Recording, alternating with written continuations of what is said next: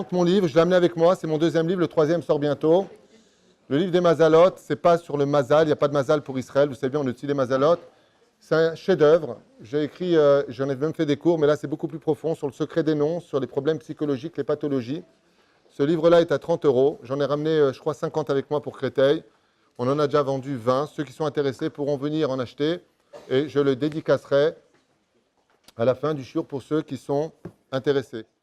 Gavotai verabotai, Sheniske l'agdil Torah l'adira. Nous sommes à la veille d'une fête juive très ambiguë et très spéciale, qui n'a pas été souvent comprise à sa juste valeur. C'est la fête de Purim. Et quand on dit que chaque chose en son temps, c'est parce que si Béhémet, il y a un temps où le temps s'arrête, c'est d'Afka pour la fête de Purim, pour lequel j'aimerais, avec l'aide d'Hachem, en 1h15, peut-être 1h30, partager avec vous quelques secrets de cette fête. Mais avant tout, j'aimerais dédier ce shiur pour l'élévation de l'âme de tous les morts d'Israël, Bichlalam, Jonas Ben Yaakov, Alav Shalom, ou Prophète Israël, Rifouach Lema pour tous les malades d'Israël, pouvez inclure. Une alia pour tous ceux qui veulent monter, un mariage pour ceux qui veulent se marier, des enfants pour ceux qui veulent des enfants, une bonne santé pour ceux qui veulent la santé, ceux qui veulent se débarrasser aussi. Tout ce que vous désirez, Bezrat Hashem, l'Haim Tovim ou le Shalom Amen.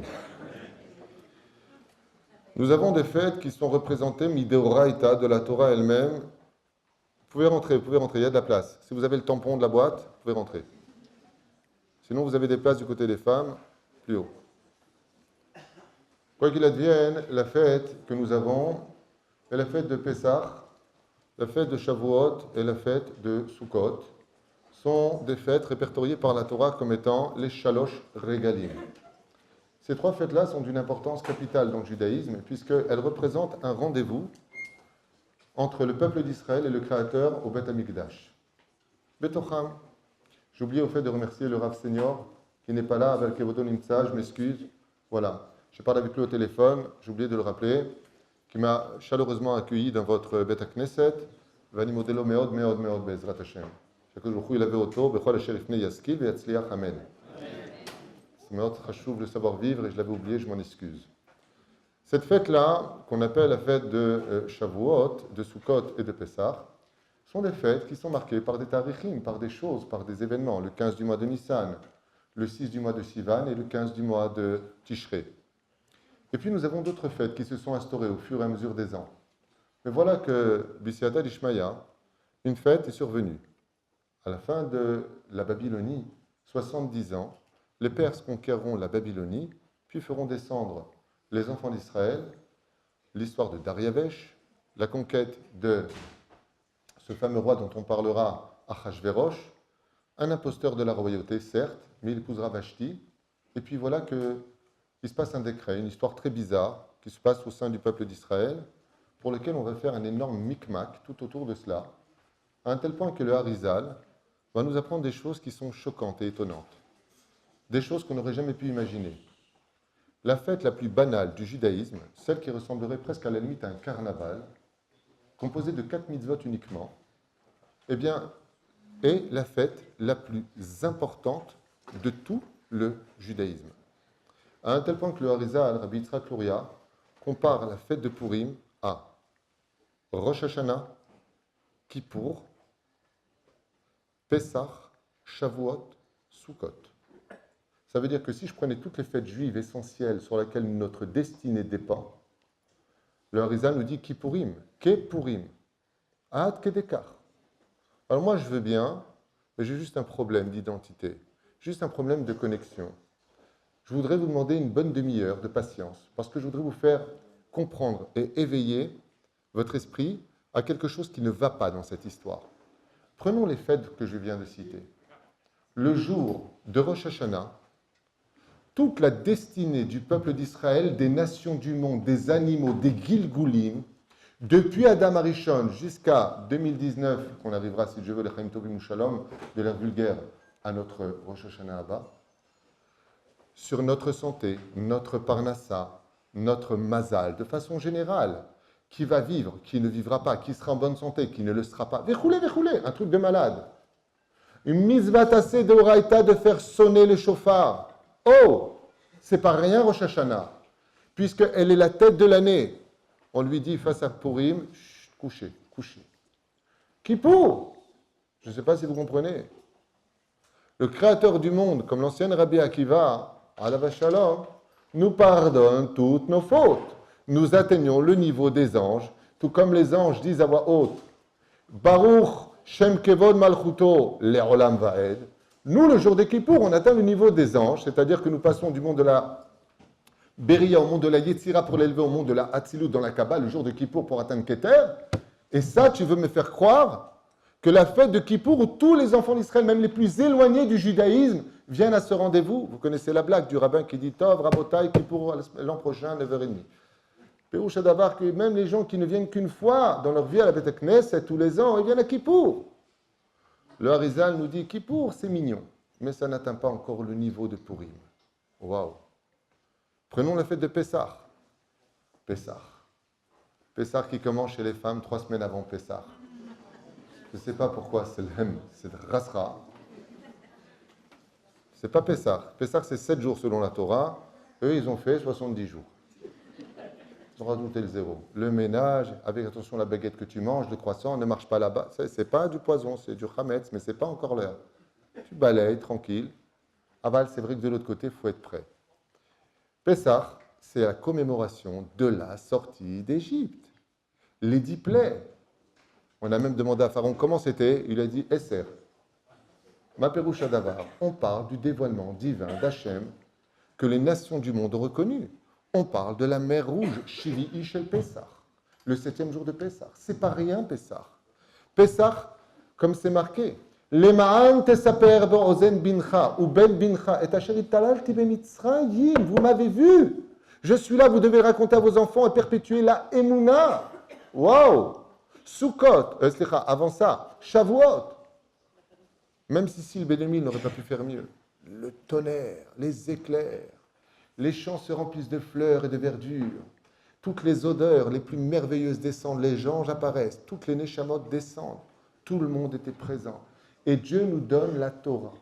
Dieu nous donne la raison pour laquelle il y a marqué Yom HaShishi. Omer Hanavi, Ishayahu, Imlo Beriti Yom Valel Achukot, Shamayim Varetz Lo Samti. Si l'étude de la Torah n'est pas étudiée, si ce n'est pas pour la pratique de la Torah et des mitzvot, le monde n'aurait pas besoin d'exister. On lui dit, à côté de Purim, chut, coucher. Mais tu me charries ou quoi? Tu me parles de Shavuot, tu me dis coucher? Et Sukkot, la nuée de gloire. Les nuées de gloire qui nous ont accompagnés, on sort des fêtes de Tishré, on rentre le 15 du mois, on est dans des cabanes et on chante Vesa Marta Bechagecha Vaïta Ar Sameach. Et on nous dit chut, coucher. Comment ça nous dit coucher? La Gemara nous dit, c'est très simple. Atidin kol achagim leitbatel. À la fin des temps, quand viendra le Melech HaMashiach, toutes les fêtes vont s'annuler. Toutes, sauf une fête. Il y en a qui disent 2 fêtes. La fête de Purim et la fête de Hanouka. La fête de Hanouka, à la limite, Mshum, je comprends. Ils ont voulu éteindre nos âmes. Résurrection des morts à la fin des temps, les âmes qui reviennent à la vie. Ça, je comprends. Mais Purim, vous connaissez l'histoire de Purim? Je peux vous faire un récapitulatif? Vous avez 2 minutes? Non, mais c'est un truc de malade, Purim. Alors, c'est une fête, en plus de ça, qui contredit toute la Torah. Pourquoi? On vient de le dire, ce Motzei Shabbat. Sur quoi est basé tout notre judaïsme? Vous savez, c'est quoi un juif accompli? C'est un juif qui sait faire la différence entre le bien et le mal. Chez Nehemar, Le'avdil ben Kodesh lechol, ou ben Or la Choshech, ou ben Israël la Hamim, ou ben Yom HaShivi, le Shechet Emam. Amaaseh. Ça veut dire que toute la Torah, c'est de savoir ce qui est bon de ce qui ne l'est pas, de ce qui est kadosh de ce qui ne l'est pas, de ce qui est kasher de ce qui ne l'est pas. On vient à Purim, on te met tout ça à la poubelle. Adela deloyada, deloyada, taras, mazé deloyada. Quand c'est la mazé deloyada. Mazé deloyada, tu me chéris ou quoi? C'est-à-dire, un enfant, il ne sait pas où est le bien et le mal. À son niveau, à lui, il peut donner une claque à sa mère. Pourquoi? Pour lui, il n'a pas fait de mal. Pour lui, il veut exprimer quelque chose. Aval, la Torah nous dit, si tu lèves la main sur tes parents, tu meurs, tu dois être conscient. Tu es condamné par le ciel, qui vient Chol. Tu dois être conscient de la responsabilité de tes pensées de tes paroles et de tes actions. C'est ça être juif. Fais attention, tu rendras des comptes. Korban olal, les sacrifices de la pensée. Korban khatat, les sacrifices de l'action. Korban zadon le méchané. Les korbanot que nous avons interviennent dans 3 niveaux différents. Et tu es en train de me dire que la fête de Purim, on ressemble ni à des anges, ni on s'habille en blanc, ni on fait sonner le chauffard, ni on demande pardon, rien. Pourquoi? Alèche, Kali, alors dis-moi ce qu'il y a dedans. Réponse, tu fais ce que tu veux. C'est une fête où tu fais ce que tu veux. Même au Rosh Hashiva, en 1987, est arrivé au Beth Midrash habillé en Peter Pan. On était morts de rire. À Jérusalem, le Rosh Hashiva en Peter Pan. J'avais jamais vu ça, c'était une nouveauté, je ne connaissais pas. En 1987 à Jérusalem, on ne l'a pas reconnu, hein, des règles, des clochettes et tout. J'ai dit, elle est où la fée clochette? Je venais de faire tes chouvas. Mazé. Ensuite, le Rosh Hashiva, non, c'est pas le Rosh Hashiva, c'était le directeur de notre Mahlaka. Le Rosh Hashiva n'est pas bien Peter Pan, pardon. Le Rosh Hashiva, il est venu avec le nez rouge, un peu bourré comme ça. Et tu lui serrais la main, tu avais du vin. Hein. Il rentrait comme ça, il nous avait un shiur de 2 heures, il nous a mis une rasera pas possible. La main, parce que pendant qu'il fait sa dracha, quand rentre le vin sur les secrets, il était en train de se pencher, maintenant on avait peur pour lui, il était âgé. On venait faire comme ça, il repartait en arrière, une force incroyable dans les jambes, je ne sais pas comment il faisait. Il nous a fait un cours, 2 heures de rasera, superbe, mais angoissant pour nous. Mais qu'est-ce que c'est la fête de Purim? 4 mitzvot, toutes commençant par la lettre même.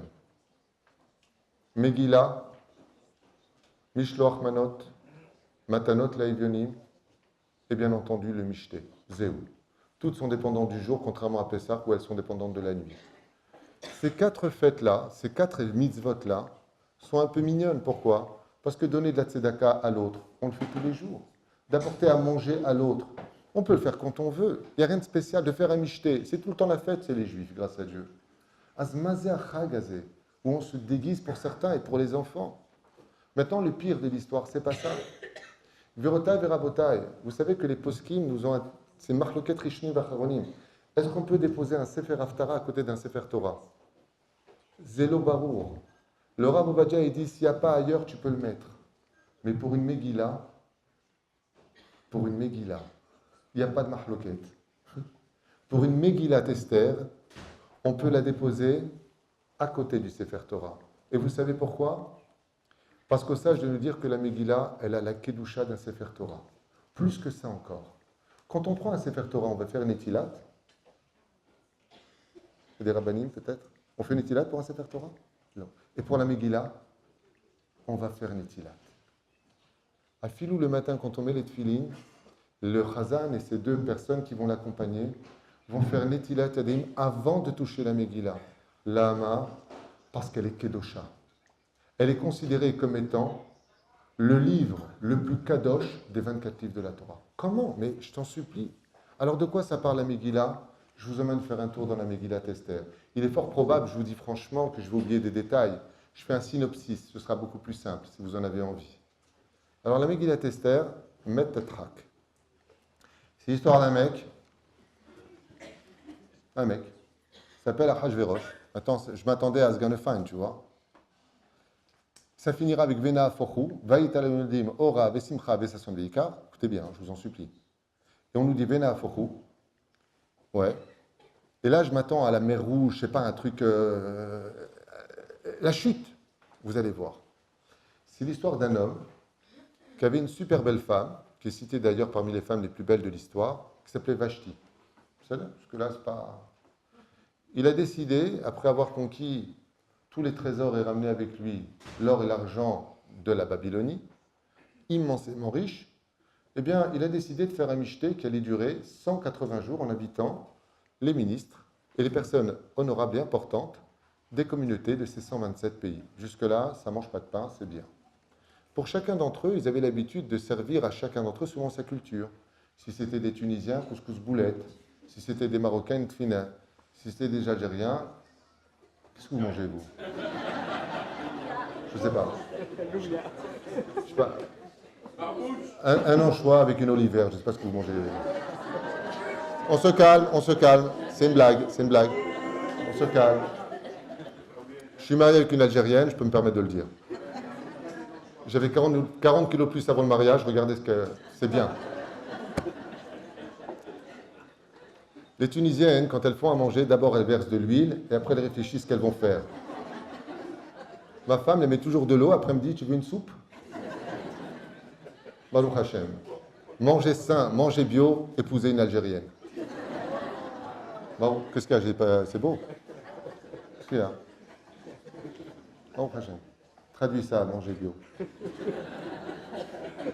J'adore. Il est unique au monde, celui-là. Traduis yatik ou wijik.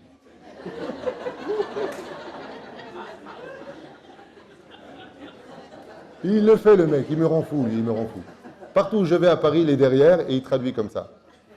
Une fois, j'ai essayé de le bloquer. J'ai sorti un mot que même moi, je n'ai pas compris ce que je disais. Il m'a regardé, il m'a dit « Attends. Tu veux m'arnaquer ou quoi ?»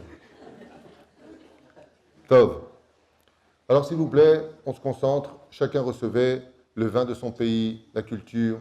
Chaque couvert était fait d'or. Dès qu'il avait fini de manger le poisson avec, il le jetait à la poubelle, tellement il y avait de richesses. Superbe. Et puis voilà que le roi Achashverosh demande à Vashti de se présenter intégralement nue pour montrer qu'il a la plus belle femme du royaume, de tous les royaumes. Et puis Vashti, cette pourriture, antisémite notoire, va retrouver la monnaie de sa pièce, puisque vous savez que, comme le dit la Gemara, Vashti faisait travailler les filles juives d'Avka le Shabbat, les jeunes filles juives intégralement nues. Alors, qu'est-ce qu'a fait Hachem? Eh bien, quand elle fut appelée pour se présenter dans sa grande beauté aux yeux de tous, comme elle l'avait demandé à Achashverosh, Dieu l'a punie d'une corne qui lui a poussé au niveau du front, d'une lèpre et d'une queue. Elle ressemblait à un singe avec une espèce de corne, et puis en même temps, sa peau étant devenue extrêmement laide, elle a refusé de se présenter, puis elle a été pendue. Franchement, c'est génial comme fait. Puis alors on continue à Megillat Esther, qu'on a déjà développé, je m'excuse de vous le dire. Et puis Achashverosh demande à son conseiller, on parle d'Aman à ce qui paraît, parce qu'il y a une marque loquette là-dessus, est-ce que c'est lui ou pas, c'est pas important. Et puis il dit, ouais, mais enfin bon, il serait temps que les femmes... 1968, ça se calme, donc il faut leur donner une traha, comme ça elles comprennent leur place. Donc il faut la pendre. Lui, comme il était bourré, il dit ouais, vas-y. Super intéressant. Et on va prendre Vashti, c'est pas une blague. Et puis quand il a fini de cuver son vin, 3 semaines plus tard, il se réveille, et puis il a dépassé sous Hélène, hein, le mec. Il est bourré de chez bourré. 3 semaines plus tard, on vient nous dire dans la Megillat Esther, celle qu'on peut poser à côté du Sefer Torah, celle avec laquelle on fait Netilat Yadayim, celle qu'on embrasse quand on la voit, c'est oh, oh, on se calme. Je m'attendrais vraiment à quelque chose de Sgan Fine. Écoutez bien. Dans la Megillat Esther, on nous parle d'une femme qui vivait justement à Shushan, Irabira, avec son oncle Mordechai, de quelle serait la femme. Seulement, la femme, elle a juste 80 balais. Elle a un teint un peu verdâtre, style la femme de Shrek. J'ai pas compris. Donc, quand la Kavod d'Esther, tu es cité parmi les plus belles femmes, mais Masechet Walt Disney Shrek. Mais elle a un chou de chesed, elle a une lumière sur le visage parce que Dieu accompagne Esther dans sa grande pudeur. Elle est exceptionnellement belle. Elle est citée parmi les 5 femmes, 4 plus 1. Veillez, Chambrim Esther, nous dit la Gemara dans Megillah. Alors que la fille, elle est juste un petit peu vieille. À la limite, le cadeau d'anniversaire, c'est un déambulateur. Je ne sais pas ce que tu peux lui offrir, une canne. 80 balais, un peu verdâtre. Attends, c'est quoi cette Megillah? C'est quoi cette histoire? Et puis voilà, qu'ils viennent chercher toutes les jeunes filles. Alors, elles sont toutes jeunes. Pendant que tout le monde mange et se prépare avec des belles robes, avec l'huile, elle ne mange pas, elle maigrit à vue d'œil. Tu as envie de jouer aux osselets avec elle? Mais c'est quoi ce truc de malade? Pendant 6 mois, elle ne mange pas, ne parle à personne.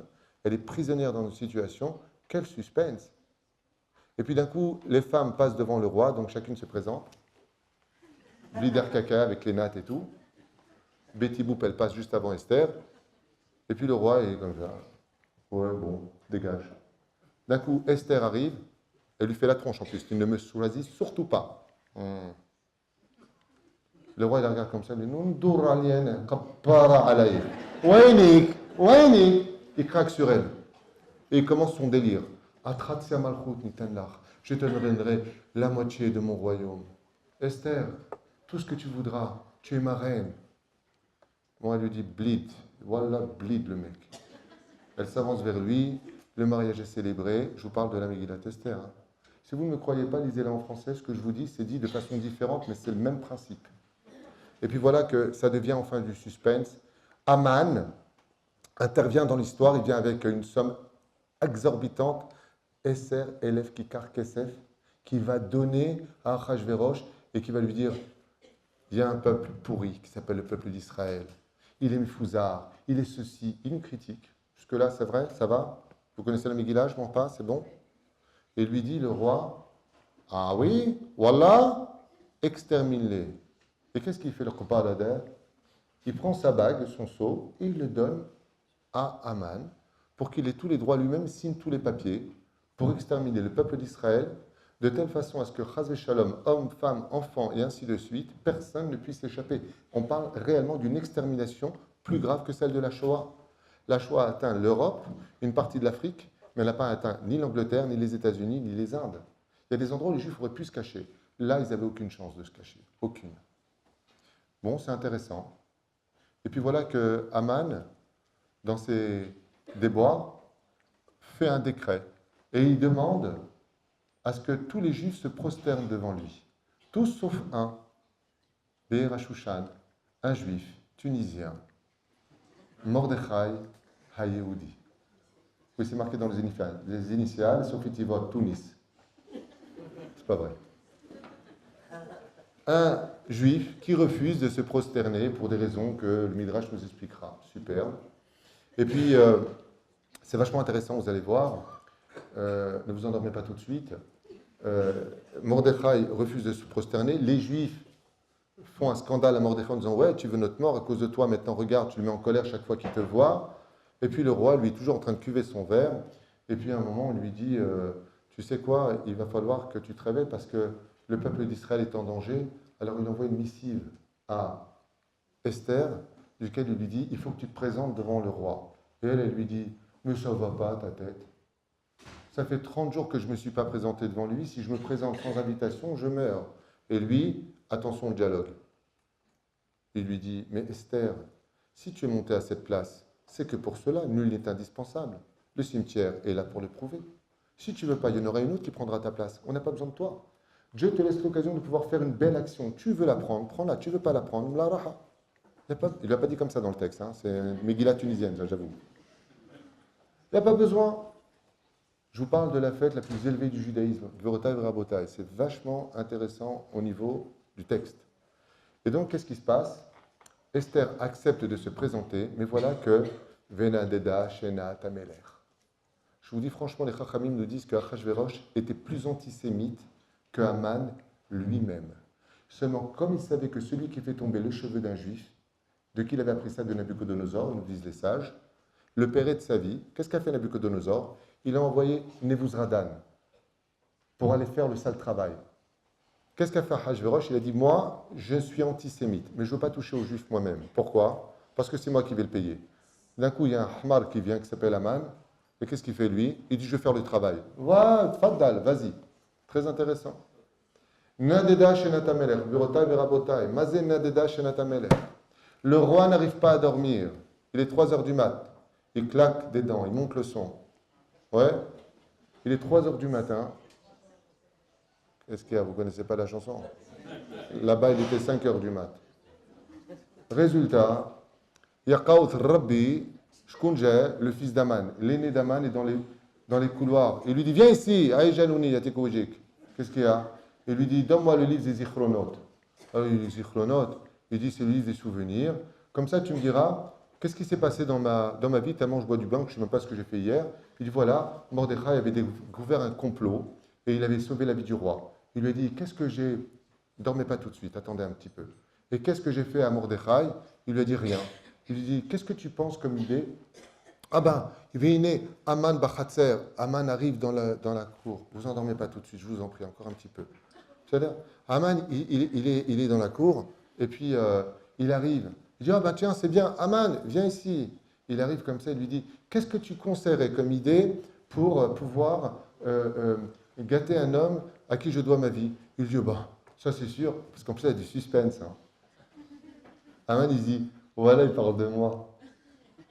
Super. Et donc, Haman est très content. Je mens, c'est comme ça que c'est marqué? Qui? Le roi voudrait Chafetz Bikaro, tellement honoré, si ce n'est pas que moi. Il dit, voilà ce que tu dois faire. Tu dois donner ton cheval avec lequel tu as gagné toutes tes batailles. lui donner tes vêtements de roi, ton sceptre, ta couronne, et que la personne la plus importante du royaume aille emmener celui que tu veux honorer, ouais, sur le cheval blanc d'Henri IV, et que tu lui fasses traverser toutes les rues, et que tu cries « Oyez, oyez !» Ainsi fait le roi qui veut honorer celui qu'il chérit le plus de tout son royaume. Zehand. Non, pas encore, je n'ai pas fini. Il y a quand même un peu de suspense, ne vous inquiétez pas. Dormez pas tout de suite. Dormez pas tout de suite. Non, mais je ne sais pas si vous comprenez de quoi on parle. C'est une histoire, la vérité, tu as envie de te suicider. Quand tu l'as dit en français, tu dis, mais qui a écrit ça là? Et vous voulez le miracle? J'ai pas fini. Bekitsur Velaïnian, la fille d'Aman, qui a été maudite par Dieu, parce qu'elle avait une bouche tellement sale sur les enfants d'Israël que Dieu lui a donné la maladie des boyaux. Dès qu'elle mangeait, elle avait Khusmik Votrem, Prakatopak. Donc personne ne pouvait la fréquenter. C'était une boule puante. Qu'est-ce qu'il a fait son père? Il lui a construit une tour et il l'a mis en haut de cette tour, nous raconte le Midrash. Ce qui fait que, comme elle avait des coliques néphrétiques, il n'y avait pas de toilette à l'époque, elle faisait dans les seaux. Quand elle a vu arriver le cheval, nous raconte le Midrash, moi je mets un peu de suspense quand même, qui sont intéressants quand même dans l'histoire, elle a remarqué qu'un homme était sur le cheval, elle pensait que c'était son père, et celui qui le tenait, c'était Mordechai. Qu'est-ce qu'elle a fait? Elle a pris ce qu'elle a fait, et elle a renversé de la fenêtre sur la tête de celui qui tenait le cheval.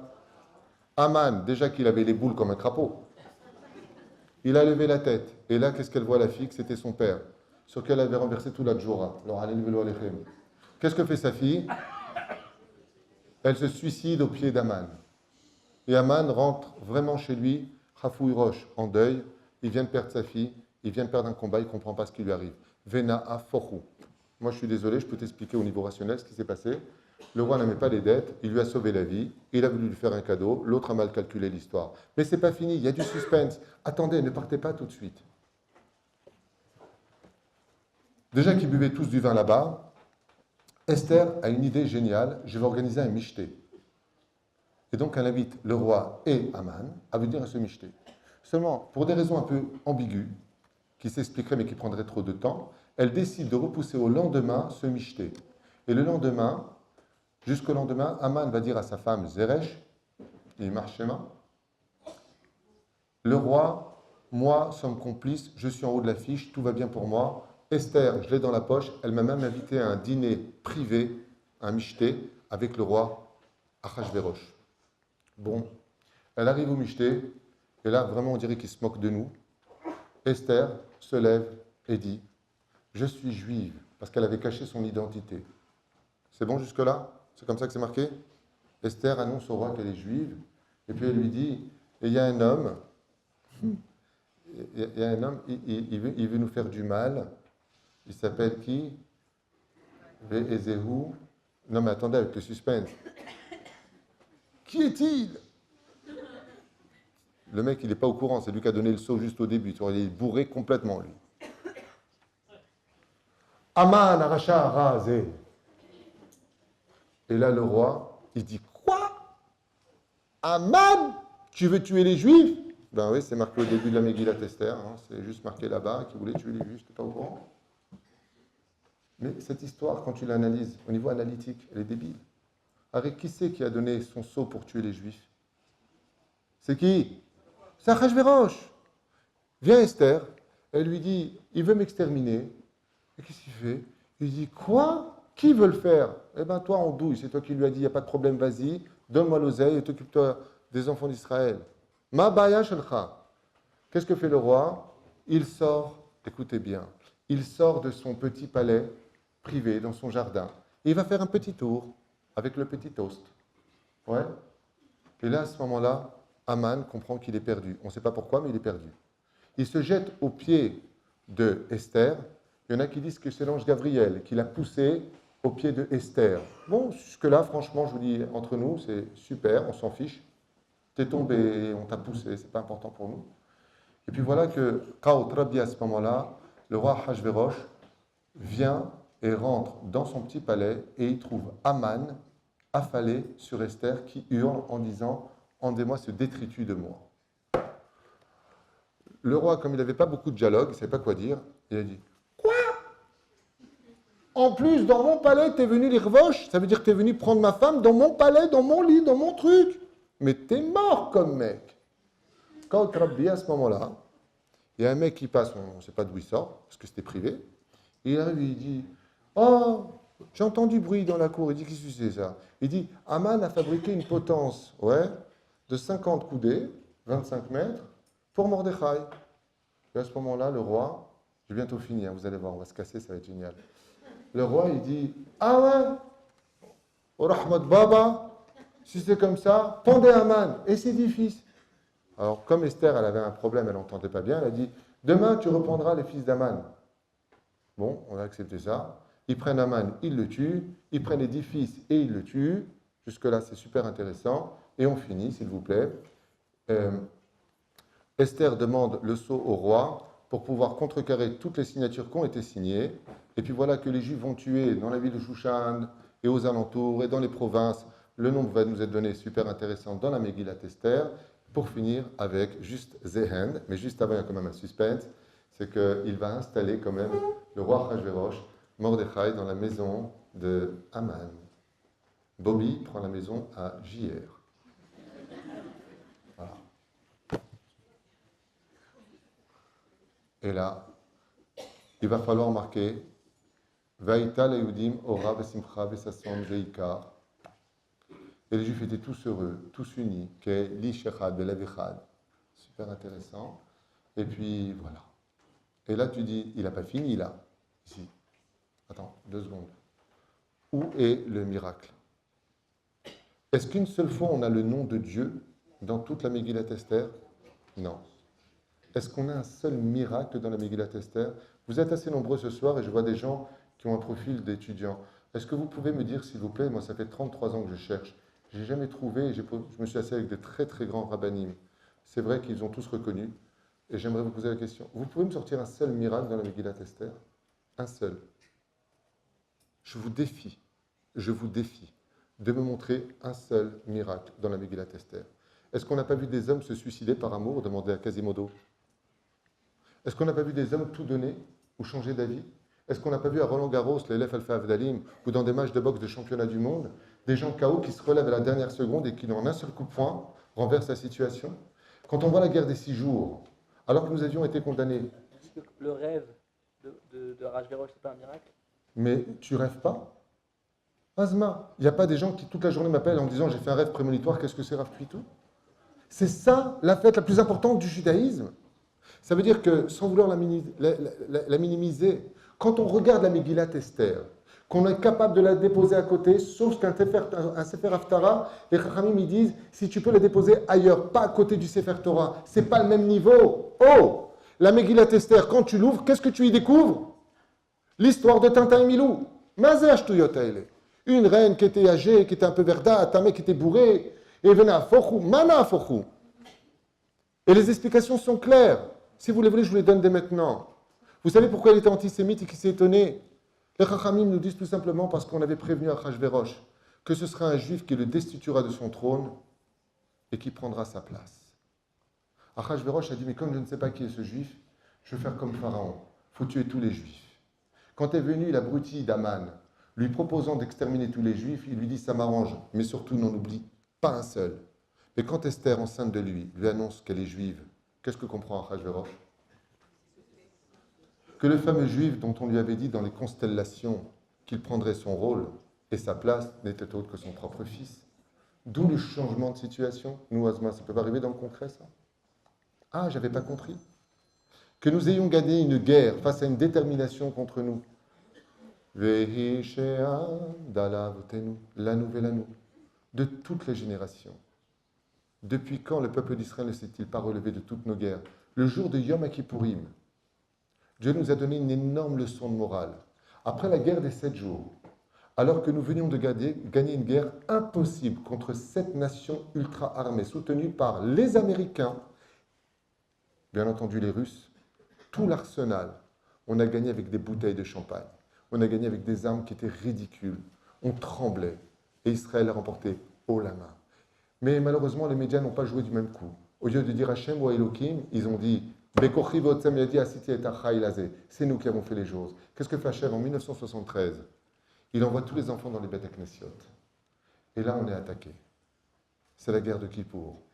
Et Am Israël s'en sort, alors qu'on n'avait aucune chance de s'en sortir. Est-ce qu'on a fait une Megillah pour cela? Qu'est-ce que veut dire cette fête si extraordinaire? Une fête où rien n'est interdit. Une fête où on boit du vin. Une fête qui a pour idéologie de contredire l'essence même de notre Torah. L'Avdil ben Kodesh Lechol, non. À un tel point que le Harizal se mêle de l'histoire et nous dit, tu sais quel degré ça a pour Purim? C'est tellement élevé, c'est tellement grand, que tu dois arriver à un tel point que tu ne sais plus si tu as dit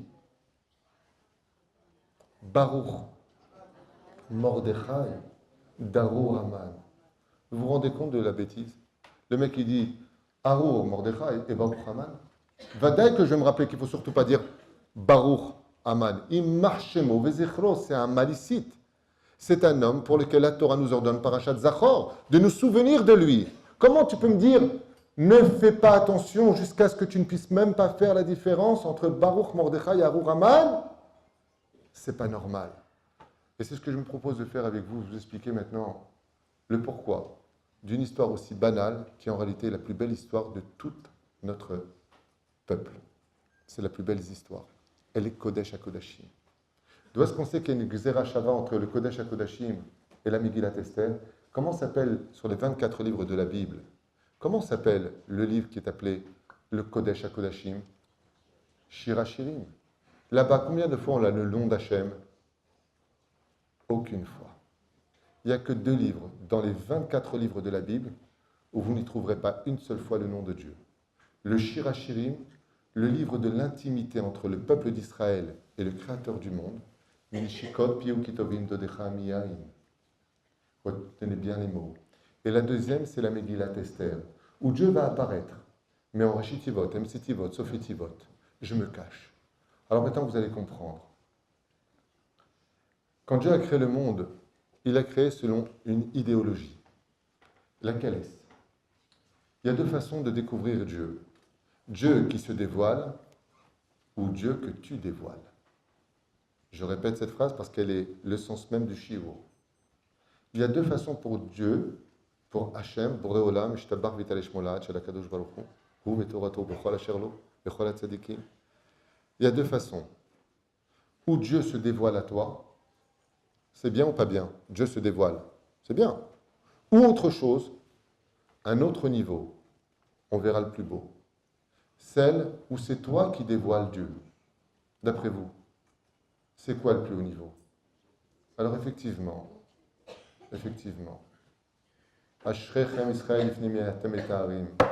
Quand tu as la fête de Pessah et que le Créateur du monde y vient et te dit Pekadbo, c'est moi. Vous ne me voyez pas? Voilà, je me montre. La plaie du sang, des grenouilles. Allez, on y va, les 10 plaies. On arrive, Makad Bechorot, Ani velo Malach, Ani velo Saraf, Ani velo Shaliach, Ani Hashem. C'est moi, c'est moi. Même les rebeux, qu'est-ce qu'ils ont dit là-bas? Etzba Elokim hi, c'est Dieu. Ça veut dire que tu ne peux pas échapper. Quand Dieu il te montre que c'est lui, tu ne peux pas y échapper. Alors Hachem, il est content parce que c'est une belle fête. Allez, j'ai ravivé la Emouna. Mais ça ne suffit pas pour les enfants d'Israël. Alors il va falloir ouvrir la mer en 12 ponts. Mais ça ne suffit pas pour les enfants d'Israël. Chez Nehemar, Vaya Aminu Bashem, ouvre Moshe Avdo. Dieu il dit, Zeksh, il faut que je vous ouvre la mer en 12 ponts pour que vous croyiez maintenant en moi. Az Yashir Moshe Uvni Israël. On arrive dans le désert. C'est vrai qu'on a du mérite. L'Erter Achara Bamidbar Be'eretz lo Zerua, dit le prophète. C'est vrai.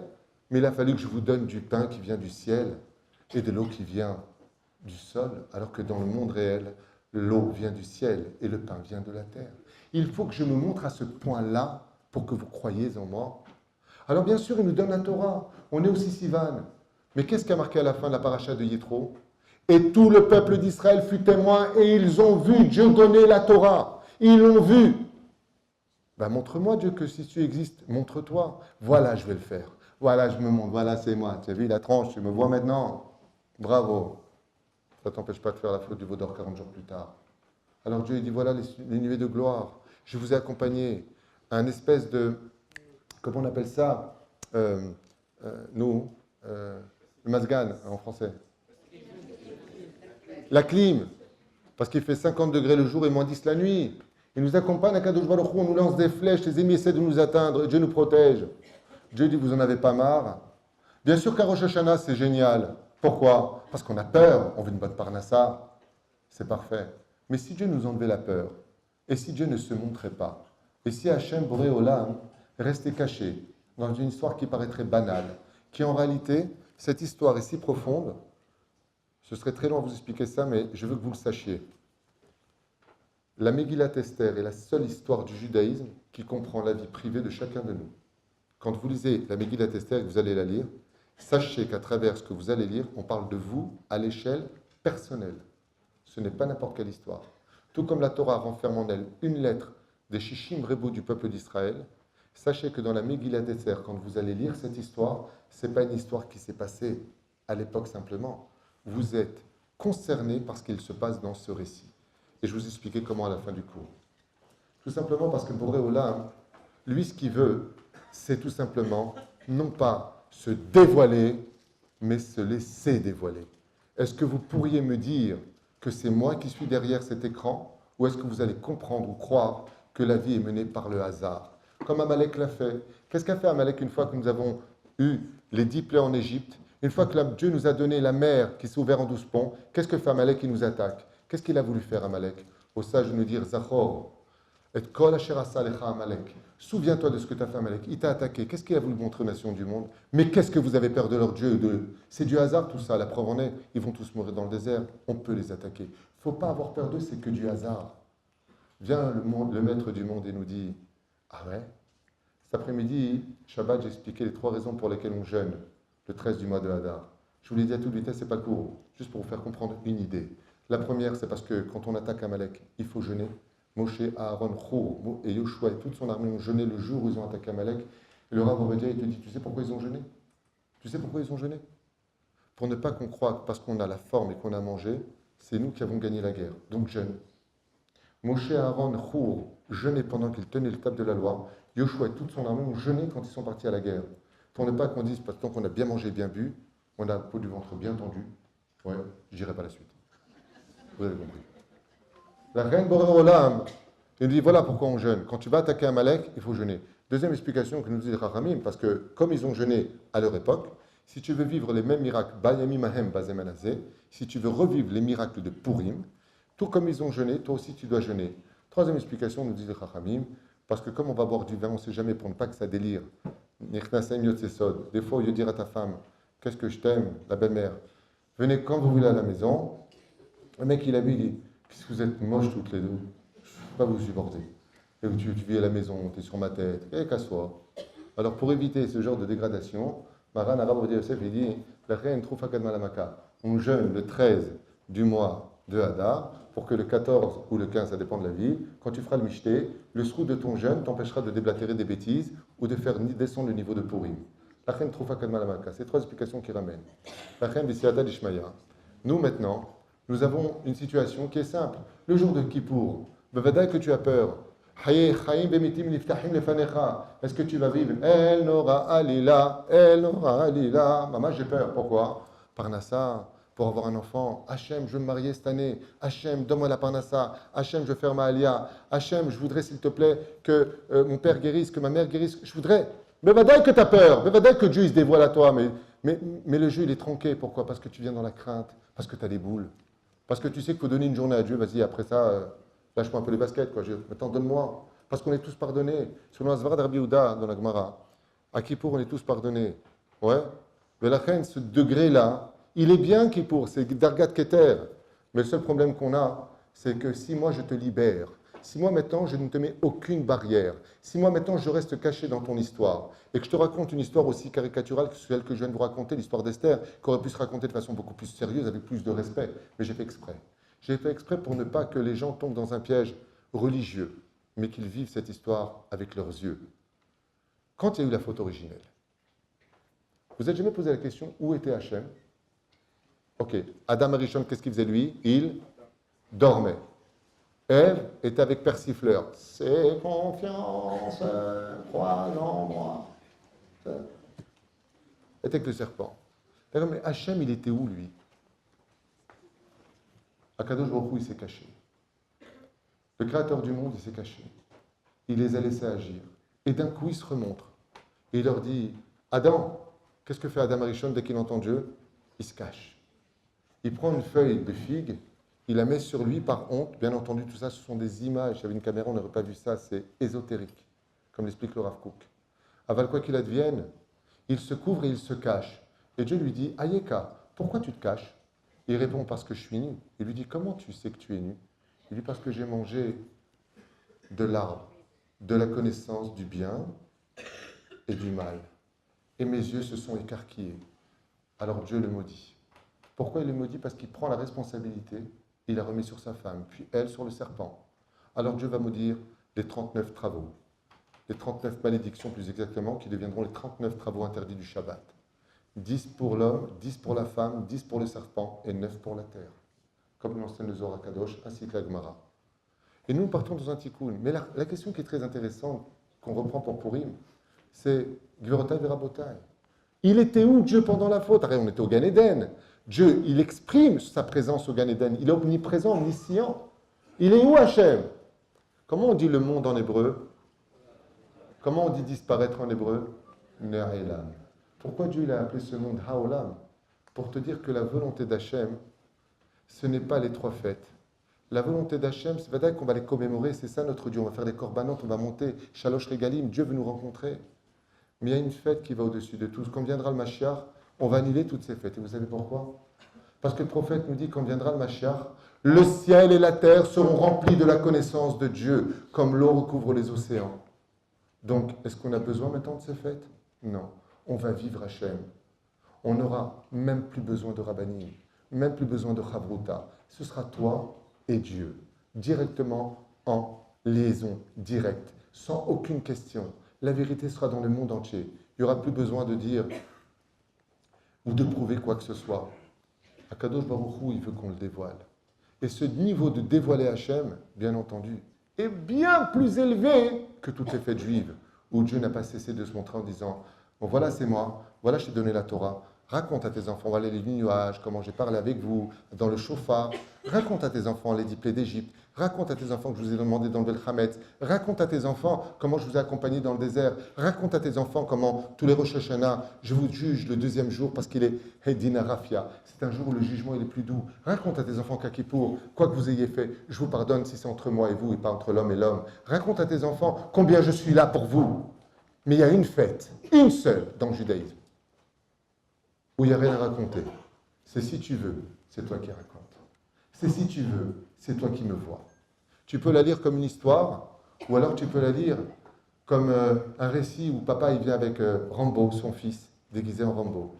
Et pendant que le Chazan il lit la Megillah, en espérant, désespéré, faire sortir tout le monde du Tzibour sans faire d'accusation, je parle de choses réelles.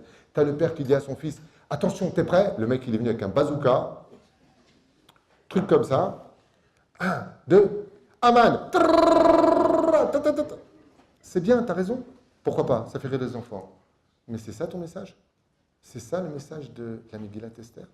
C'est taper les pétards. Et je parle pendant la Megillah. Dieu te dit, ok, si c'est ce que tu veux, fais-le. Si ton truc c'est de venir habillé comme un clown et d'écouter la Megillah ou de ne pas l'écouter, de faire plaisir à tes enfants parce que c'est le carnaval, si c'est ta façon de me dévoiler, fais-le. Chez nous, dans nos synagogues que je préside, que je mène, du début de la Megillat Esther jusqu'à la fin, il n'y a pas une mouche qui ose voler, il n'y a pas de bruit, il n'y a pas de pétard, il n'y a rien du tout. Tout le monde va faire un Netilat Yadayim, on sort nos Megillot, j'explique les secrets de la Megillah avant de commencer à Montsibourg. Et même si tu es à l'extérieur au trottoir, tu laisses tes portes ouvertes, tu entends toute la Megillat Esther. Il n'y a pas un seul bruit. Tout le monde sort Yedechova. Le problème qu'on a, c'est que comme il n'y a pas un seul bruit chez nous à la Beth Knesset, il vient de toutes les autres synagogues pour entendre la Megillat Esther. Tu l'as déjà fait avec nous, Nachon? Il n'y a pas un bruit. Pourquoi? Laissez-vous emporter par le dévoilement de Dieu. C'est vrai que la tradition de faire du bruit, elle a un shoresh, elle a des références chez nos Rishonim. On en a des références. C'est un minhag antique, il faut le respecter. Alors qu'est-ce qu'on fait nous? Le premier Aman et le dernier Aman, c'est tout. Tout le reste, non. Pourquoi? Parce qu'on n'est pas au carnaval. Ce n'est pas du tout un but en soi. C'est comment toi tu vas le vivre. Et les Chachamim vont nous donner un secret extraordinaire. Avant de revenir sur la faute originelle, écoutez bien. Qu'est-ce qui nous empêche aujourd'hui de voir Dieu? C'est pas compliqué. Quand Dieu a créé le monde, il a créé avec une neshama qui voyait d'un bout du monde, il Zohar, jusqu'à l'autre bout du monde. Et voilà que l'homme, malheureusement, est tombé. Quand il est tombé dans la clipa, Dieu lui a fait un vêtement de peau. Avec quelle peau il a fait? Réponse du Zohar. Parce que le serpent a mué, il a pris la peau du serpent et a fabriqué notre corps. Comme ça dit le Zohar Kadosh. Notre peau vient d'une Raja Kadmon. Et qu'est-ce que nous a dit le serpent? Mangez du fruit, ce que veut Dieu, c'est que vous le voyez, compreniez ses plans. Vos yeux s'écarquilleront. En réalité, c'est exactement le contraire. Si on mangeait du fruit de la connaissance du bien et du mal, nos yeux s'aveugleraient de la réalité. Chers amis, comment on appelle la peau en hébreu? Aur. Comment on écrit le mot aur? Aïn, vav, resh. Comment on appelle un aveugle en hébreu? Aïver. Comment on écrit un hiver en hébreu? Aïn, vav, resh. Pour t'enseigner que nos peaux nous aveuglent de la réalité spirituelle qui nous entoure. On est complètement aveuglé dans nos corps, on ne voit rien. Alors vient un secret de l'étude. Dans ma secret Ta'anit, Bedaf Kaftet Amoudalef, juste en bas, 2 dernières lignes. On dit attention, Mishnichnas Av, Memaatim Besimcha. On a été aveuglé par l'argent, par les envies, par le lachonara, par la méchanceté. Aval Mishnichnas Adar, Marbim Besimcha. Quand vient le mois de Hadar, on rajoute de la joie. Et vous savez pourquoi? Parce que le nom qu'on donne au serpent original et sa femme, donc on parle du Satan et de Lilith, s'appelle comment dans le Zohar? Dans vos prières de tous les jours, Yagon Va'anacha. Yagon Va'anacha, vous savez ce que c'est?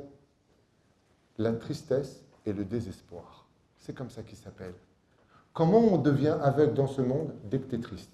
C'est pour ça que Rabbi Nachman, le Rabbi Lubavitch, toute la chassidoute vient nous dire hé, arrête tes bêtises. Mitzvah de la liot besimcha. Tu sais pourquoi? Parce que la seule façon d'effacer ta peau qui t'aveugle de voir Hachem, c'est ta tristesse, c'est ta romain, c'est tes plaintes, c'est ta façon de vivre.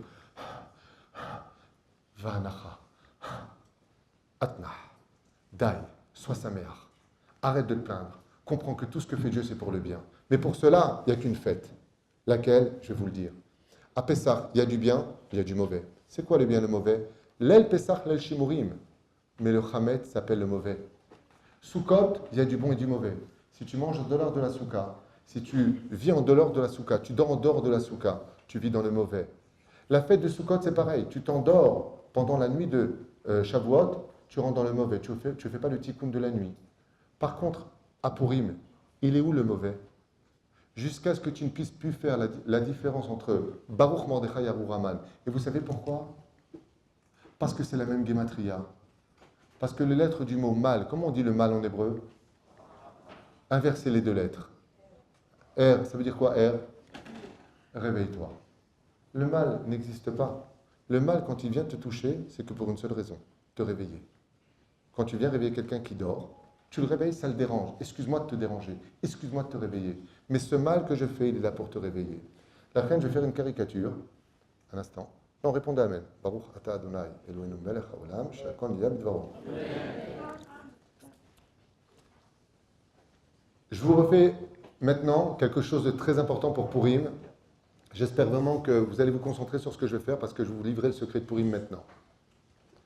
Purim, si cette fête est si grande et qu'elle restera jusqu'à la fin des temps, même dans le Olam Haba, c'est tout simplement parce que c'est la seule fête qui nous ramène à l'état d'Adam avant la faute originelle. Alors pour comprendre ça, il faudrait peut-être expliquer qu'est-ce qui s'est réellement passé. Ève, alors que Adam dormait sous l'arbre de vie, elle s'est promenée dans les champs. Et c'est une chose qu'il ne faut jamais faire avec les femmes, c'est leur dire ça, tu n'as pas le droit. Ah ouais. La femme, c'est Bina, elle veut tout comprendre. Qu'est-ce que fait Ève? Elle rencontre le serpent près de l'arbre de la connaissance du bien et du mal. Là-bas sont attachés des fruits. Le blé, il y en a qui disent le raisin, il y en a qui disent la figue. Masechet Brachot, Masechet Sanhedrin, Kachmedia Gemara. Très bien. Le serpent lui dit, il faut que tu manges. Elle lui dit, on n'a même pas le droit de le toucher. Qu'est-ce qu'il fait lui? Il la pousse contre l'arbre, à ce qui paraît. Comme ça disent les Chachamim. Elle touche l'arbre et lui dit, tu vois, tu n'es pas morte. Elle lui dit, effectivement. Il lui dit, maintenant, pourquoi tu ne manges pas? Qu'est-ce que fait Ève? Elle mange le fruit. Dès que ses yeux s'écarquillent, elle dit, Wa'aliyeh, je t'amène le Torah. Qu'est-ce qu'il me reste à faire maintenant? Elle a les boules. Pourquoi? Elle a dit, maintenant, moi, je suis Chayav Mita, je suis condamné à mort. Mais Adam Arishon, lui, Dieu va lui refaire encore une femme. Qu'est-ce que je vais faire, moi? Si je crève, il crève. Elle est partie le voir. Et lui, il était en train de dormir. Elle lui a dit, Adoune, Kaprouni. Il lui dit, c'est bizarre, tes yeux ont changé. Il dit, non, mais il faut que je te parle, Ndoura Liane. Par contre, tu m'aimes? Oui, et tu vas crever avec moi. Qu'est-ce que ça veut dire ça? Il dit, bon, ouais, c'est très simple. Je t'ai rapporté le fruit de l'arbre interdit. Je dis, mais t'es ouf. Tu veux crever? Dieu, il a dit qu'il ne faut pas toucher. Écoute, j'ai déjà mangé, il ne commence pas à me pondre à neuf. Hein. C'est bon. Il dit, maintenant, tu manges, s'il te plaît, comme ça, tu me sauves. Comme toi, il ne va pas te tuer. Eh bien, grâce à toi, je vais vivre. Tu ne veux pas que je meure quand même. Qu'est-ce qu'elle fait, elle? Elle lui tend. Et lui dit, je suis désolé. Dieu a dit que je ne pouvais pas le manger, je ne le mangerai pas. Qu'est-ce que fait Ève? Elle prend une coupe de vin et elle prend le raisin et elle le presse. Ce que je vous donne comme explication marquée dans le livre de Minchat Yehuda de Rabbi Yehuda Ptaya.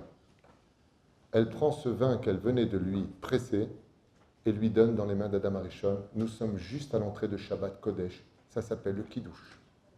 Et elle lui tend le verre. Comme dit le Ben Ishraï, une femme se devra de lever la coupe de vin pour la donner dans les mains de son mari pour qu'il fasse le Kiddush. Si elle est indisposée, son fils, sa fille, mais on lui lève, il ne doit pas la prendre de lui-même. C'est les rois du Ben Ishraï Alpi Kabbalah. Résultat, qu'est-ce que fait maintenant Adam Arishon? Il boit le vin. Et quand il boit le vin, lui-même tombe maintenant dans quoi? Dans la connaissance. Il sait ce qui est bien de ce qui ne l'est pas. Il sait faire la différence entre Baruch Mordechai, qui est lui, et Arur Haman. Alors nous maintenant, pour réparer ça, qu'est-ce qu'on va faire? Eh bien, on va se murfer en arrière. On va partir du point A au point Y. Comment? Eh bien, c'est très simple. Dieu a déguisé l'histoire, il s'est caché derrière le masvé. Nous aussi, on se cache. Et qu'est-ce qu'on fait? On prend du vin. Ça s'appelle le mishté. Pourtant, c'est une séouda. Non, on n'appelle surtout pas ça une séouda. On appelle ça le mishté. Vous savez pourquoi? Parce qu'on va venir réparer la faute originelle. Qu'est-ce qu'a fait Adam? Il a bu de ce vin. Alors nous, on va boire de ce vin, mais dans le sens contraire. Qui est présent parmi nous? Aman, le serpent. Et pour réparer la faute originelle, il va falloir remettre le serpent qui a fait tomber les 10 sphirotes dans le monde d'en bas. 10 sphirotes sont tombés dans la faute originelle, qu'on devra tous réparer. Keter, Chochma Bina, Chesed, Gibor, Tiferet, Od, Netzach, Yesod et Malchut. Qu'est-ce qu'on va faire? On va rependre Aman et ses 10 fils à l'arbre. Quel arbre? L'arbre de la connaissance du bien et du mal qui faisait 50 coudées. Le Pachod et le Yeter. Le jour de Purim, on remet la faute originelle sur l'arbre. Et ainsi donc, on répare la faute originelle. Et nous, maintenant, on va redevenir Adam avant la faute. Avant la faute, Adam Arishon, il savait ce qui était bon ou pas bon? Est-ce que l'arbre de la connaissance du bien et du mal, pour lui, c'était le bien absolu? Réponse, oui. Mais pour cela, qu'est-ce qu'il a fait? Il a perdu le da'at.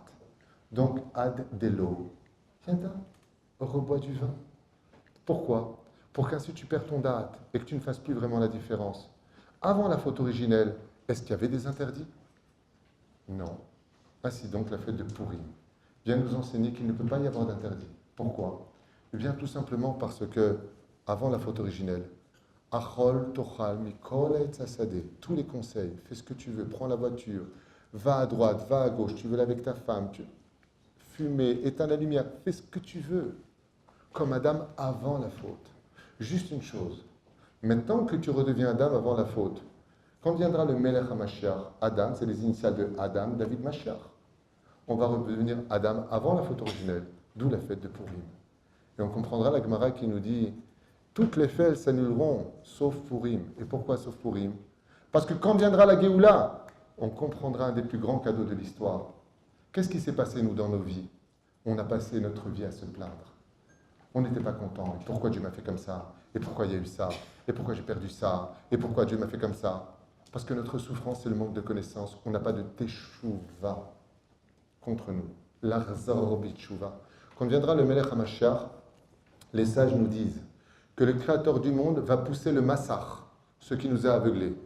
Et il va nous montrer tout le pourquoi de nos pérégrinations à l'échelle individuelle.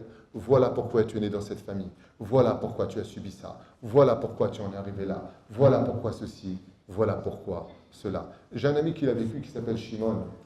Vous avez 2 minutes? J'adore faire ça. J'ai un copain qui s'appelle Shimon, il a fait sa Aliyah Armona Nativ. C'est un ingénieur en informatique. Pendant 6 mois, il est resté au chômage, il devenait fou. Il perdait la tête, le mec. Sa femme, elle lui a dit, Baba, on a 3 gosses, il faut absolument que tu trouves du travail. Ouais, mais bon, en France, je gagnais mieux ma vie, patati, patata, c'était plus simple.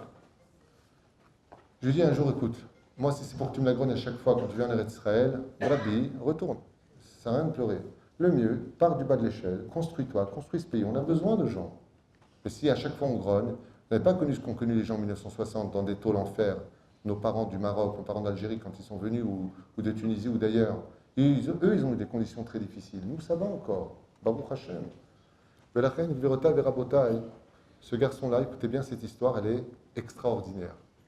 Bassov, un tel qui se trouve du côté de Saint-Nédria, de l'autre côté absolu de Jérusalem, lui propose, en lisant son CV, ouais, une place à mi-temps.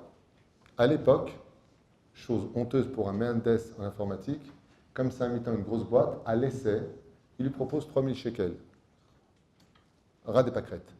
Mais lui, il est tellement content qu'il dit, OK, il n'y a pas de problème, j'accepte, au moins on commence avec quelque chose. Avec le temps, je vais augmenter, je vais faire mes preuves, je monte à 7000, 10 000, 11 000, c'est la paye en général des gens qui sont là-bas.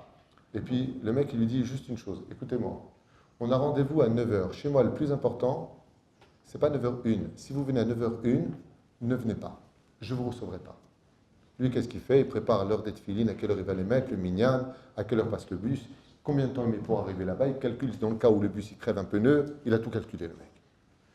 Bassov, il convient qu'à 8 heures, le bus sera suffisant, mais 3 quarts d'heure pour arriver, un quart d'heure en plus, simplement suffisant. Il arrive devant le bus qui ne tarde jamais à venir. L'heure, c'est l'heure. En Israël, les bus, quand tu vois l'heure, en général, ils ne tardent pas. L'heure, c'est l'heure. Quand il sort de la choule pour arriver à la station de bus, le bus passe devant lui. Et il hurle. Et j'ai crié, me dit-il, pour qu'il revienne. Mais le bus, lui, est pressé, il passe. Il était 8 heures, moins 1, il n'était pas en retard. Il devient fou, il lève les yeux vers le ciel, il dit, Ribono Shel Olam, pourquoi tu me fais ça? Pourquoi? Pourquoi cette souffrance? Lama! Écoutez bien. Il est assis, il dit, je vais prendre un taxi, ça me coûte une tonne d'oseille, je n'ai pas de liquide sur moi, comment je fais? Il y a une voiture israélienne qui s'arrête juste là-bas, la femme descend, et l'Israélien lui dit, qu'est-ce que tu as, pourquoi tu pleures? Il lui dit, parce que, avec son anglais, il préfère, il dit, parce que je dois arriver à Sanedria, j'ai une embauche.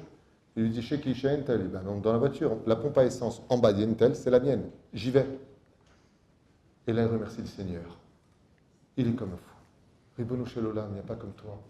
Tu voulais pas que je galère avec le bus qui ça va s'arrêter. Tu voulais que j'y aille directement. Et il fait Alléluia. Il rentre dans la voiture. L'Israélienne dit à son mari goodbye. Ils arrivent à King George pour prendre sur la gauche. Et au moment où on prend sur la gauche, il y a un taxi qui grille. À ce moment-là, le feu orange, rouge plutôt. Et prac, il rentre dans la voiture, de son côté à lui. Il se réveille à 11h30 à l'hôpital Bikur Cholim à Jérusalem. Il ouvre les yeux comme ça. Je crois qu'il était mort. Il regarde comme ça la montre. Ouais. Il voit qu'il est 11h30. Le téléphone sonne, plutôt tremble. C'est sa femme. Maintenant, il dit, qu'est-ce que je vais faire? Je n'ai pas été au rendez-vous. J'ai eu un accident. Il regarde par la fenêtre et il dit à Dieu, tu m'as tué. Tu m'as tué. Je comprends rien. Tu m'as rendu chèvre. Tu m'as rendu fou.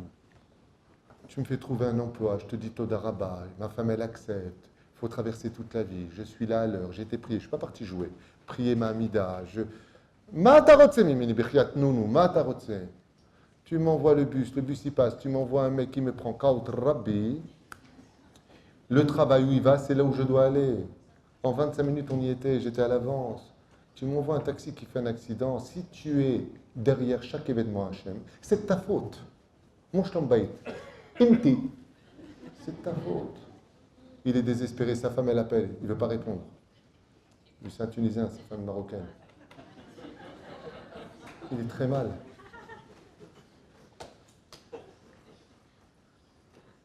Résultat, qu'est-ce qu'elles sont très bien les Marocaines. Qu'est-ce qu'il y a? Oh, elles adorent Masechet Makot.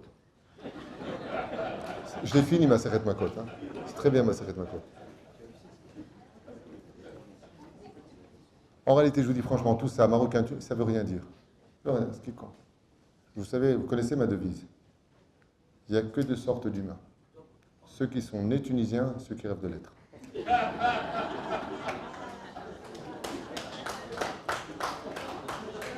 Il y a 4 Tunisiens de ce côté-là, ils sont heureux. Et ils sont heureux. Alors là, j'aurais fait leur soirée. Ce soir, ils vont rentrer, j'adore le cours. Vérota Vérabotaï, je ne voudrais pas m'attarder, juste vous réveiller à quelque chose de grandiose. Mon ami Shimon est désespéré, il ne sait plus quoi faire, il pleure, il dit à Hachem, la vérité, tes voix sont impénétrables, il n'y a pas de voix du tout, on ne comprend rien ce que tu fais. Je dirais juste Gamzol et Tova parce qu'il faut le dire, mais je ne le pense pas, tu m'as tué, j'en ai ras-le-bol, je veux retourner en France. Juste à côté, ramène des radios, un Français, juste à côté de lui, sur la droite, on ramène son lit, il prend son portable et il parle avec l'autre. Et il lui dit, ouais, je sais, bon, bah écoute, si Dieu veut, normalement, ce soir, tu dois sortir de l'hôpital, apparemment, il n'y a rien de cassé, tout va bien, lui aussi, d'ailleurs, doit se libérer parce qu'il n'a rien, il a des égratignures. Il lui dit, écoute, il n'y a pas de problème, trouver un ingénieur en informatique, en 2 jours, on va trouver ça.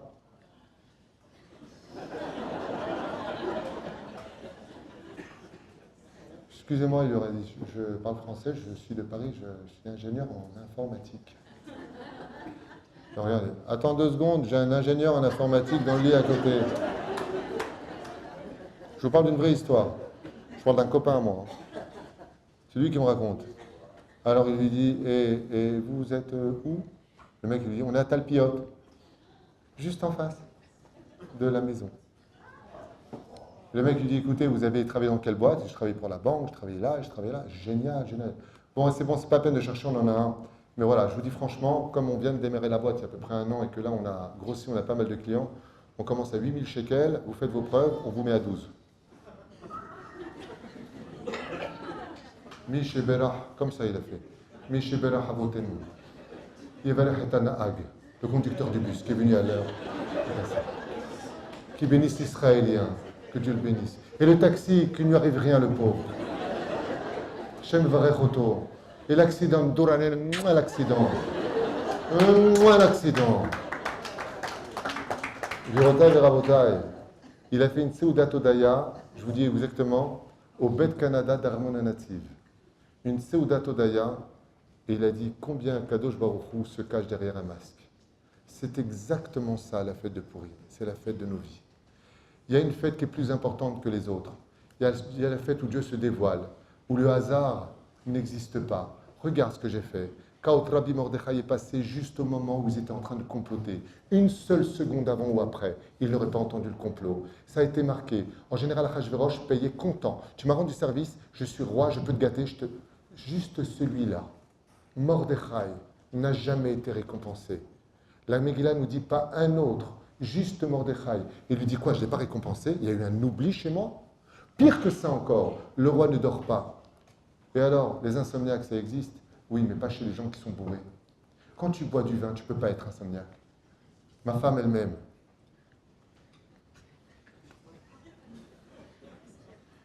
Que j'ai oublié d'ailleurs de remercier de m'accompagner partout où elle va, que Dieu bénisse ma femme. Dommage. Et j'insiste pour les gens qui ont une kippa sur la tête, il n'existe pas de judaïsme si ta femme n'est pas à côté de toi. Ça aide pour les valises.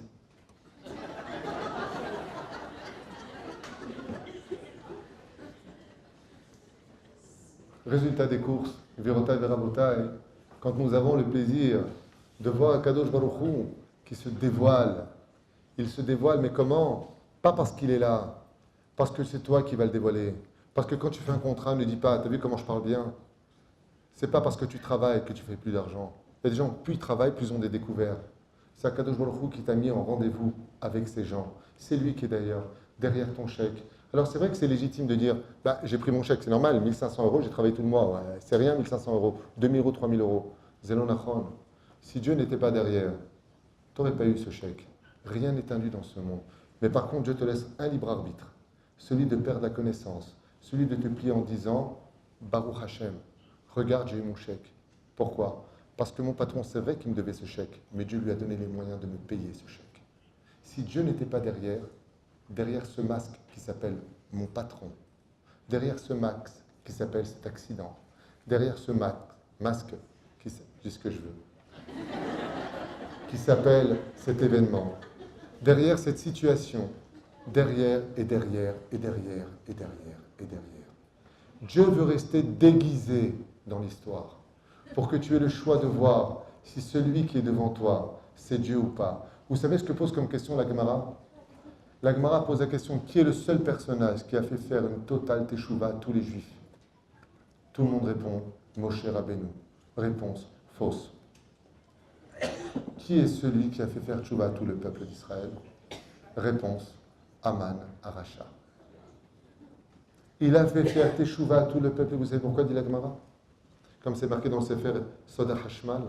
Parce que Dieu, pour faire avancer son peuple, des fois il se cache derrière Mordechai, des fois il se cache derrière Hamelech Achashverosh, Hamelech c'est Dieu, des fois il se cache derrière Haman.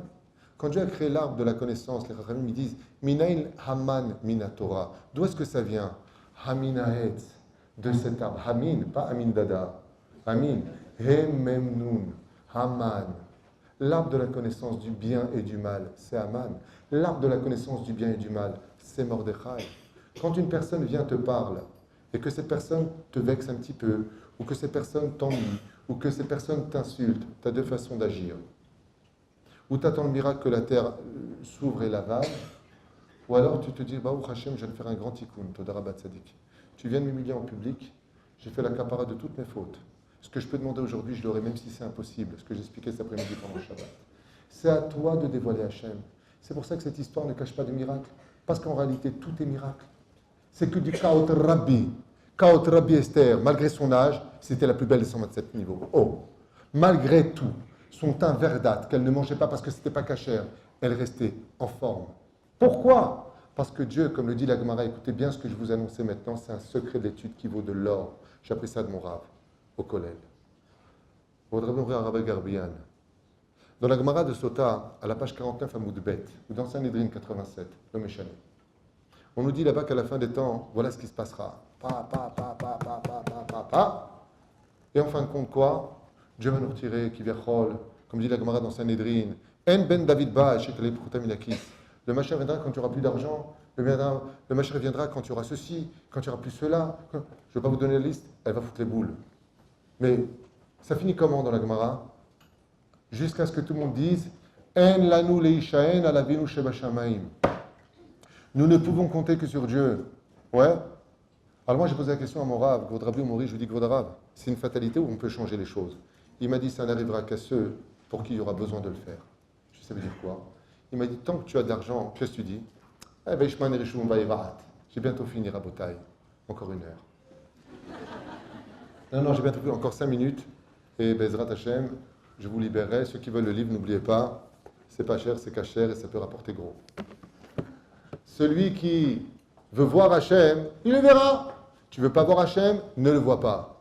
Parce que la fête de Purim, elle a besoin que tu le dévoiles. Elle a besoin que tu vois des miracles. Kaoud Rabbi, cette personne-là, elle est passée exactement à ce moment-là. Tandis que Haman, qu'est-ce qu'il a fait? Purim, il a sorti le quoi? Le loto, le hasard. La vie, c'est que du hasard. Dieu n'existe pas. Je vais t'expliquer pourquoi c'est arrivé. Parce qu'il y a eu ça. Et c'est arrivé avec ça. Comme je vous disais tout à l'heure, j'ai joué le rôle d'Haman. On n'a pas vu des histoires, Vena Forhu. On n'a pas vu cela. Alors je finirai avec un dernier secret. Virotai Verabotai, comme je dis pour Sota, comment on peut éviter la pauvreté avant la fin des temps? Gog ou Magog. Si tu es capable de voir Purim tous les jours de ta vie, qu'à travers chaque déguisement, chaque événement, c'est Dieu qui est derrière, comme dit le Ben Ishraï, quand tu vas aux toilettes, la bénédiction la plus élevée de toutes les bénédictions, c'est Asher Yatzar et Adam. Je vous fais un petit exemple, vous avez 2 minutes, j'adore. Vous savez ce qui se passe? Il y a des médecins ici. Levez les mains. Y a-t-il un pilote dans l'avion? Il n'y a pas de médecin, tant pis pour vous. Alors je vous explique comme ça à toute vitesse. Manger, c'est rien de manger. Surtout un plat sgan fine. Ouais, tu manges. Alors tu as ta mâchoire qui est musculaire, comme un pitbull, elle se ferme et elle s'ouvre. D'accord? Et vous savez que quand vous mangez, il y a un miracle. Vous avez 2 glandes en haut, 2 glandes en bas, salivaires. C'est leur nom. Ça peut être ulivaire, eux c'est salivaire. Et ces salivaires vont apporter la nécessité exacte de la salive dont tu as besoin pour ne pas assécher ta langue pendant que tu manges. J'ai jamais fait de médecine, tout ce que je vous dis c'est dans le Talmud. Aforbad et coup là-bas. Une fois que tu as mâché cela, le Zohar, pas le Zohar, Dans le livre de Kabbalah, on dit qu'il faut le mâcher 36 fois si tu veux être toujours en bonne santé. Il faut aider ton système digestif. Intéressant. Ensuite, ça passe ici. Mais ici, c'est risqué. Parce que dans l'œsophage, tu as l'entrée pour les poumons et l'entrée pour le kaved, l'estomac. Merci de m'aider. Si ça passe à côté, ben, tu peux en mourir parce que ça tombe dans les poumons. Ça va t'étouffer, tu vas tousser, tu vas être très mal. Comme boire, c'est passé dans les poumons. Ouais. Mais quel miracle. Quand ça arrive dans l'estomac, alors là, tu as Auguste qui est là-bas. Moi, j'appelle Auguste. Qu'est-ce que fait l'estomac? Il est comme ça. Oh, de la bouffe. Allez, les mecs, on y va. Et le muscle. Ce que fait l'estomac. Mais c'est pas suffisant. Il appelle Robert. Robert, envoie de l'acide. C'est trop compliqué, ça a du mal. Alors, tu as Robert qui vient, qui fait...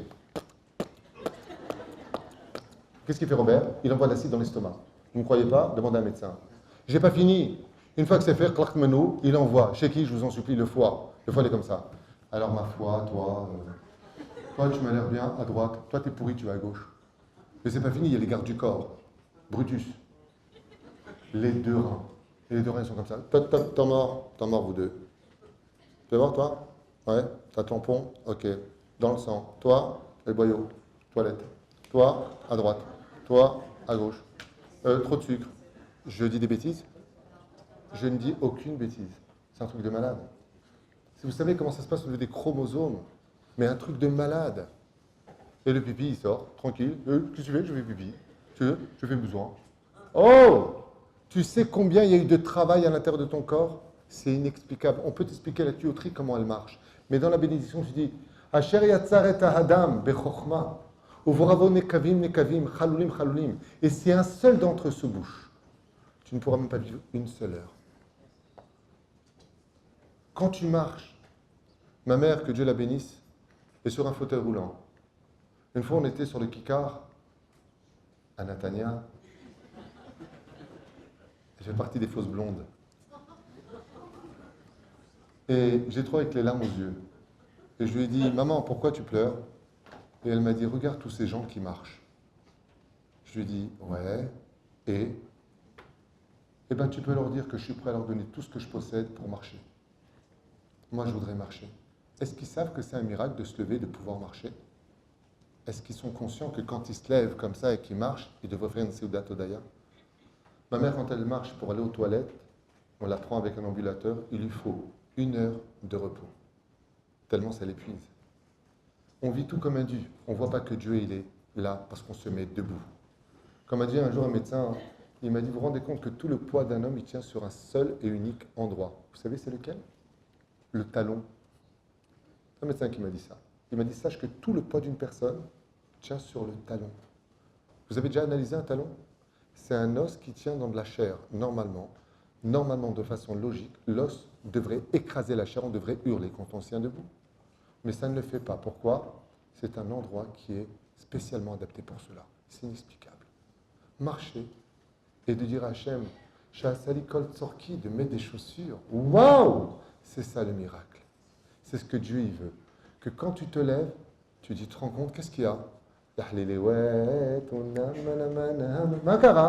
Je parle, je vois, je marche, je peux manger, je peux boire, je n'ai pas un trou pour respirer ici. J'arrive à parler et respirer. J'arrive à me retenir toute l'étude. Je connais mes références du Talmud. Je sais comment. Oh! Vous vous rendez compte que 400 tonnes voyagent à plus de 1000 km/h à 10 km du sol? Avec des gens à l'intérieur des valises, ça s'appelle un avion. Mais vous aurez dit ça il y a 3 siècles en arrière aux gens, vous aurez dit c'est un malade, il faut l'enfermer dans un hôpital psychiatrique. Un truc qui pèse 400 kg, qui a 10 km et qui voyage à 1000 km. Mais Jnoun, c'est un sorcier, il faut le brûler sur. Je mens? Est-ce qu'un jour vous aurez cru que vos hanches, pour les hommes, seraient capables de vous chanter des chansons? Vos hanches vous chantent. Elles vous prennent en photo. Vous voyez en direct d'un pays à l'autre. C'est ça les miracles d'Hachem. C'est de ne pas vivre la technologie par la science, mais d'être capable de dire, Ribono Shel Olam, quand je vois la Megillat Esther, j'y vois un récit qui paraît banal. Mais en réalité, je vois que tu es exactement derrière chacun de ces événements. Je te dis maintenant, comprends-le bien. Toutes les fêtes où je me suis dévoilé, sont très importantes, qu'on ne soit pas mezazel, chas shalom dans aucune des fêtes. Mais aucune de fête, bien entendu, ne pourra se mesurer dans le cœur des Juifs qui seront capables de dire, voilà Dieu, il est là. Regarde Dieu comment il nous a sauvés. Regarde Dieu comment il nous a permis d'avoir cette maison. Regarde Hachem comment il nous a permis de pouvoir faire les courses. Regarde Hachem qui nous a évité un accident. Qui t'a dit qu'il y avait un accident? Et qui t'a dit qu'il n'y en aurait pas? Et qui t'a dit que tu aurais dû avoir ceci ou cela? Qui t'a dit? T'en sais rien. Le Créateur du monde à la fin des temps nous explique les Chachamim, et je finis avec ça, vous montrera que normalement ici, vous auriez dû vous faire écraser chas v'shalom. Mais que Dieu il a fait en sorte que tu reçois juste un coup de téléphone qui t'énerve et que tu t'arrêtes. Mais je ne comprends pas, tu ne comprends pas. Surtout si ce n'est pas le blond. Tu sais pourquoi tu as tardé à ce moment-là? Parce que le Créateur du monde, il ne voulait pas que tu traverses. Parce que toi, tu ne le savais pas. Mais ça, il te le montrera. Il te montrera combien il était derrière. Et pour finir, pour ceux qui sont un peu plus assidus à l'étude de la Torah, pour pouvoir voir Dieu, il faut voir les lettres en entier. Le Harizal nous dit, si tu veux savoir si tu as une faute sur toi, tu dois être capable d'imaginer le Yud Ke Vav Ke en une seule seconde en lettres rouges. Très intéressant. Mais le Yud Ke Vav Ke était séparé par Yud Ke et le Vav Ke. Alors je vous répondrai comme ça. Vous savez ce que ça veut dire Vena Foru? Et tout s'est renversé, vous allez le comprendre. Dans le monde dans lequel nous sommes, le Yud Ke est resté en haut, le Vav Ke est tombé en bas. Le lettre de Dieu. Le verset d'Amalek nous dit Kiyad al-Kessia milchama be'Amalek. Vous êtes d'accord? Je vous le traduis. Kiyad al-Kessia, mazekes kisouille. Le Créateur du monde, qu'est-ce qu'il a fait? Il a essayé de se dévoiler. Qu'est-ce que fait Aman et Amalek? Kessia. Il veut mettre un kisouille pour ne pas qu'on voit Dieu. Qu'on ne compte que sur nous-mêmes. Qu'on se croit abandonné de Dieu. Que Dieu n'est pas dans nos événements. Que chaque moment que nous passons est un moment qui est choisi par le hasard et non pas Purim, le 14 du mois de, comme ça figurait là-bas. Il a tout regardé les dates. Écoutez bien, j'ai fini. Écoutez bien. Qu'est-ce qui se passe? Si j'écris ici le mot Kiyad al-Kessia, comment on écrit le mot Kes? Kaf, Samer. Ok? Qu'est-ce qui lui montre au mot Sel? Le Aleph. Vous avez retenu le Aleph? Très bien. Si maintenant le Yud Ke, Kes, Ya. Ya, c'est quoi comme lettre? Yud Ke. Qu'est-ce qui me manque pour que Dieu soit complet, que je puisse le voir en entier? Vav Ke. Vena for. Hu. Comment j'écris le mot Hu? He, Vav qui retourne chez Yud Ke et le Aleph qui retourne sur le Kes et donc le Kissé d'Hachem et Shalem. Ça veut dire que quand on a été capable à la Megillat Esther, et les Juifs ont été heureux, ils ont enfin enlevé le mirsé, ils se sont déguisés pour se moquer. De quoi? Ils ont dit, vous savez quoi? Vaïta la Yehudim ora vesimcha vesason veikar. Maintenant que nous sommes vesimcha, maintenant que nous sommes sameach, d'où mishenichnas adar marbim vesimcha, pour te préparer à la fête de Purim, il faudra 2 semaines, celle de Rosh Chodesh Adar, pour comprendre que si tu veux voir Dieu à Purim, dans le texte de la Megillat Esther, c'est une ségoula que je vous donne. Tu as intérêt à te préparer à être constamment sameach. C'est pour ça que ces 2 semaines sont un challenge. Tous les casse-pieds du monde entier vont vous appeler pour vous retirer la joie. Votre mari du côté des femmes, du côté des... Tout pour vous foutre les boules. Lama, pour que quand tu arrives à Purim, tu ne vives pas la dimension de Purim. Comme ça, tu as les boules et tu ne vois pas Dieu. Vena for hu, irzarnu et vavke li yudke, ve'et alef lakes, yotse ve'akise shalem. Alors le Créateur du monde pourra se montrer pour la fin des temps. C'est ça la fête de Purim. On a le choix de dire que chaque moment était du hasard. Comme par hasard, je t'ai rencontré. Mais Hachem est avec Zivugim. La clé d'Aparnassa, comme par hasard, j'ai trouvé un super boulot. La Gemara dans Ta'anit Bet, Amoud Bet nous dit les clés de la Parnassa sont uniquement chez Dieu. C'est Dieu qui donne du travail, c'est Dieu qui fixe les choses. C'est ça, la fête de Purim. Et si on est capable, avec l'aide d'Hachem, d'Isiata d'Ishmaïa, je vais vous prendre encore en photo, vous êtes tous sympathiques comme ça, ne bougez pas, j'adore. Un instant. Si on est capable, avec l'aide d'Hachem, de reconnaître Akadosh Baruch Hu à travers tous les événements qui, Baruch Hashem, nous permettront de pouvoir vivre Akadosh Baruch Hu bechol derachecha daehu, sur tous mes chemins, je reconnais Hachem, alors vous pouvez être certain qu'il sera beaucoup plus grand pour Dieu que d'être constamment en train de te dire n'oublie pas que c'est moi, n'oublie pas que c'est moi, dis Gamzo Letova, dis Kol Rahmada Letavavid, arrête avec ça, va plus loin que ça. il y a un degré beaucoup plus élevé. Lequel? De dire Baruch Hashem, Bechol derachecha, da, et hu, mazé hu, Aleph, Vav, Ke, Vena, Foru. Shavuot Tov.